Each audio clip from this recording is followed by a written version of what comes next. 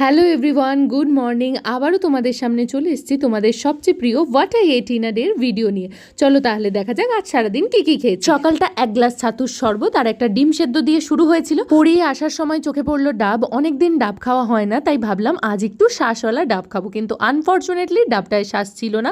ডাবের জল খেয়ে চলে এলাম বাড়িতে। আর আজ বাড়িতে ব্রেকফাস্ট করেছিলাম দই, চকলেট মিউসলি আর উপর থেকে ছড়িয়ে দিয়েছিলাম কয়েক টুকরো আম। আজ না দেখলাম ফ্রিজে রয়েছে একটা মাঞ্চ, আর এই মাঞ্চটা দেখে আমার ছোটবেলার কথা মনে পড়ে গেল। এখন এই সিল্কের ভিড়ে মাঞ্চটা তো খুব একটা দেখাও যায় না আর খাওয়াও হয়, তাই আজ ছোটবেলার স্মৃতিচারণ করতে করতে মাঞ্চটা এনজয় করলাম।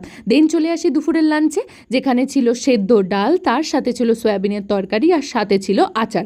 এই দিয়েই আমার দুপুরের লাঞ্চটা সারলাম। বিকেলবেলা পড়াতে যাওয়ার আগে খেয়েছিলাম টক দই আর সাথে ছিল শশা। আজ পড়িয়ে ফিরতে ফিরতে অনেকটা রাত হয়েছিল বলে স্টুডেন্টদের বাড়ি থেকেই ডিনারটা দিয়েছিল, যেখানে ছিল লুচি, তার সাথে ছোলার তরকারি আর সাথে ছিল একটা মিষ্টি। That's it for today's video. By.